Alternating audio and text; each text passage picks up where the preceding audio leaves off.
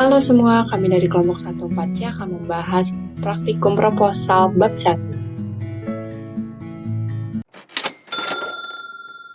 Akan dibahas ialah judul penelitian, latar belakang masalah, identifikasi masalah, rumusan masalah, tujuan penelitian, manfaat penelitian, dan ruang lingkup penelitian. Yang pertama, judul penelitian. Menurut Haida dan Pujiono, judul penelitian akan menggambarkan hal yang akan diteliti. Menurut Dharma Laksana tahun 2020, judul penelitian ditentukan setelah topik, tema, dan masalah dari penelitian sudah ditentukan. Selanjutnya, syarat-syarat judul yang baik. Yang pertama, 4W1H, yaitu what, who, where, when, dan how. Lalu yang kedua, ada jelas, singkat, dan tepat. Yang ketiga, menarik. Dan yang keempat, tidak menggunakan singkatan kata, kecuali yang sudah lama. Lalu ada tata cara penulisan judul penelitian menurut Haida dan Pujiono, yaitu margin disesuaikan dengan format, Times New Roman 14 cetak tebal dan huruf kapital untuk judul utama, Times New Roman 12 cetak biasa dan huruf kecil untuk anak judul. Jarak antar baris satu spasi, rata kiri kanan dan membentuk piramida terbalik serta berwarna hitam. Tahun dan tempat dituliskan pada judul jika topik penelitian tersebut memang dilakukan di wilayah tertentu. Kelompok penelitian bukan populasi umum, dan tahun ditulis jika hal yang diteliti dapat berubah dari waktu ke waktu. Lalu, contohnya adalah hubungan perilaku asuhan ibu di 1000 hari pertama kehidupan dengan kejadian stunting di Indonesia. Berdasarkan judul tersebut, dapat kita ketahui bahwa yang diteliti ialah hubungan perilaku asuhan dari ibu pada 1000 hari pertama kehidupan dengan kejadian stunting di Indonesia. Lalu yang diteliti ialah ibu dan anak, lalu dilaksanakan di Indonesia, dan penelitian ini akan menggunakan metode penelitian korelasi atau hubungan. Tidak adanya waktu dikarenakan hal yang diteliti tidak mengalami perubahan dari waktu ke waktu. Selanjutnya, saya, Salsabila Aulia Iswa, akan menjelaskan mengenai latar belakang masalah. Nah, di sini menurut Sudaryono tahun 2016, pada latar belakang masalah memuat kenapa masalah yang kita teliti itu penting. Nah, maksudnya penting dipandang dari sisi profesi peneliti, pengembangan ilmu, serta kepentingan pembangunan. Selanjutnya, membahas mengenai apa yang melahirkan rasa gelisah dan resah dari peneliti apabila masalah itu tidak diteliti. Sebaiknya juga di latar belakang masalah itu memuat tanda-tanda kesenjangan yang ditemui di lapangan, selaku akar pemikiran untuk menimbulkan permasalahan. Dijelaskan juga dengan baik mengenai situasi masalah yang akan diteliti dalam wilayah aspek studi yang ditekuni oleh peneliti. Nah, dalam latar belakang masalah juga kita harus menelaah dan menggambarkan mengenai sejarah dan sifat masalah penelitian yang didefinisikan dengan baik dan mengacu pada literatur yang ada. Dan juga memperlihatkan akar masalah yang akan diteliti, kesesuaian konteks masalah dalam kaitannya dengan teori, serta ruang lingkup. Nah, di sini terdapat kesalahan umum yang terjadi ketika menulis latar belakang. Yang pertama, latar belakang disusun secara acak. Nah, sebaiknya latar belakang disusun dengan teratur dan rapi, serta secara kronologis dalam membahas topik. Nah, yang kedua maksudnya gimana bisa ambigu. Nah, itu karena penulis menjelaskan topik secara tidak lengkap. Nah, yang ketiga, membahas topik yang kurang relevan. Sebaiknya penulis memfokuskan aspek penting dalam penelitian. Nah, dari kesalahan yang terakhir ini, sebaiknya penulis menyusun latar belakang dengan poin-poin penting dalam penelitian yang akan dilakukan. Contohnya, misalnya judul dari sebuah penelitiannya itu hubungan antenatal care dengan kejadian stunting. Nah, latar belakangnya harus membahas dari pertanyaan mengapa antenatal care, mengapa stunting, dan juga membahas dengan jelas objek yang akan diteliti, masalah yang akan dibahas, serta solusi dari permasalahan itu. Nah, selanjutnya di sini ada piramida terbalik. Apa sih itu piramida terbalik? Nah, piramida terbalik ini merupakan pola untuk menyusun latar belakang masalah yang menjelaskan dari hal yang umum dahulu, kemudian menjelaskan hal yang khusus. Berikut merupakan contoh latar belakang masalah.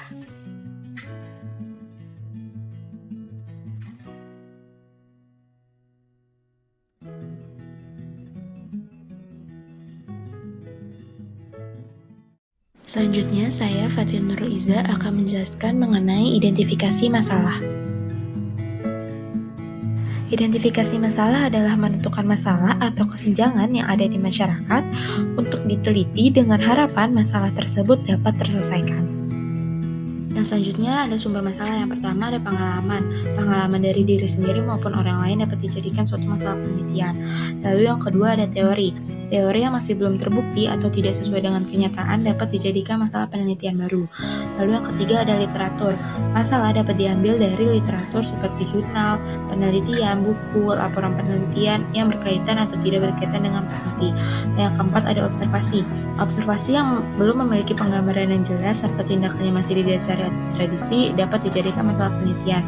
Yang kelima ada masalah sosial. Konflik-konflik yang terjadi di masyarakat dapat dijadikan masalah penelitian. Yang selanjutnya adalah hal yang harus diperhatikan dalam menentukan masalah. Yang pertama ada esensial. Masalah yang diambil adalah masalah paling penting di antara masalah yang ada. Lalu ada urgent. Masalah itu penting dan membutuhkan solusi. Dan manfaat. Penyelesaian masalah tersebut memiliki manfaat di bidang pengetahuan maupun lainnya. Selanjutnya adalah kriteria masalah yang layak. Yang pertama memiliki jawaban dan dapat memberikan kontribusi dalam perkembangan ilmu. Lalu yang kedua dapat dijadikan jalan untuk penelitian selanjutnya. Yang ketiga, masalah memenuhi syarat cukup dana, waktu, pengetahuan, dan bisa diliti secara ilmiah. Yang keempat, diminati dan sesuai dengan peneliti. Yang kelima, bersifat orisinal. Berikut adalah contoh dari identifikasi masalah. Selanjutnya kita akan membahas mengenai rumusan masalah. Rumusan masalah adalah pertanyaan penelitian yang ditulis dengan kalimat tanya. Rumusan masalah ini identik dengan pertanyaan penelitian. Adapun cara merumuskan masalah, yang pertama, masalah biasanya dirumuskan dalam bentuk pertanyaan.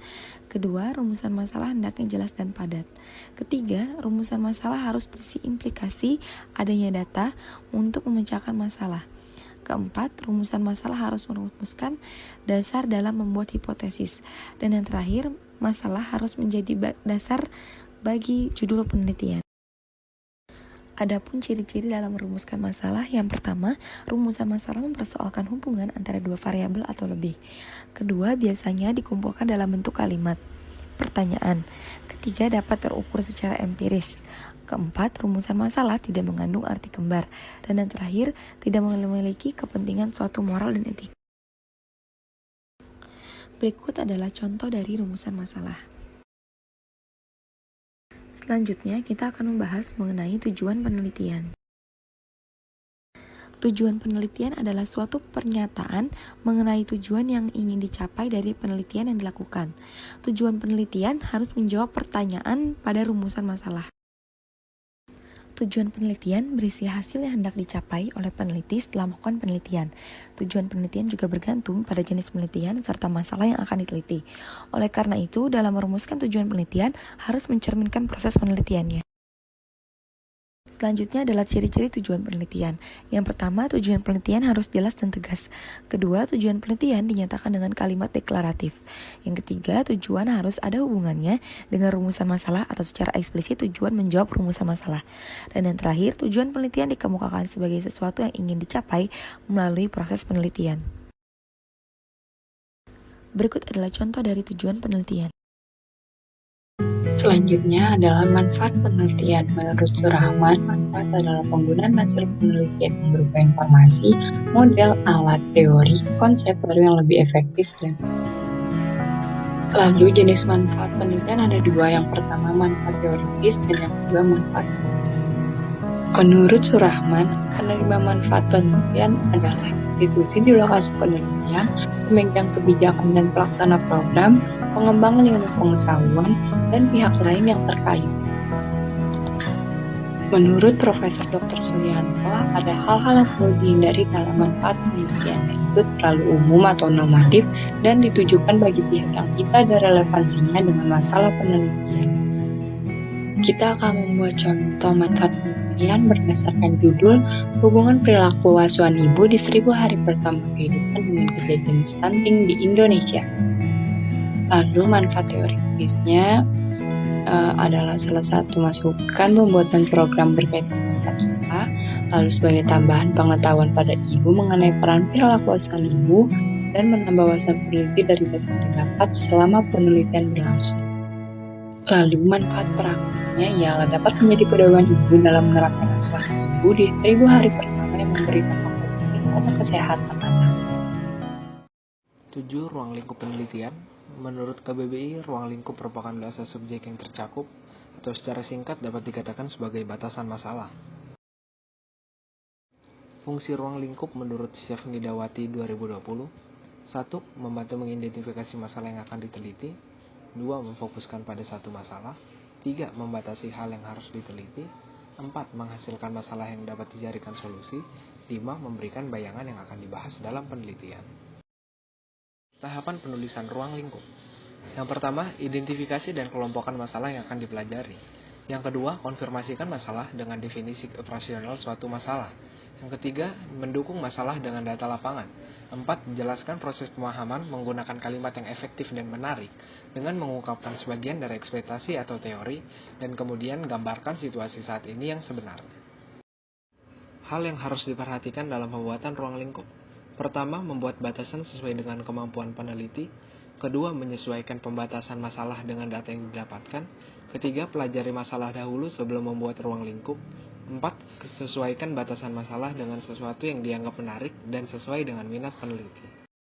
Contoh ruang lingkup adalah sebagai berikut.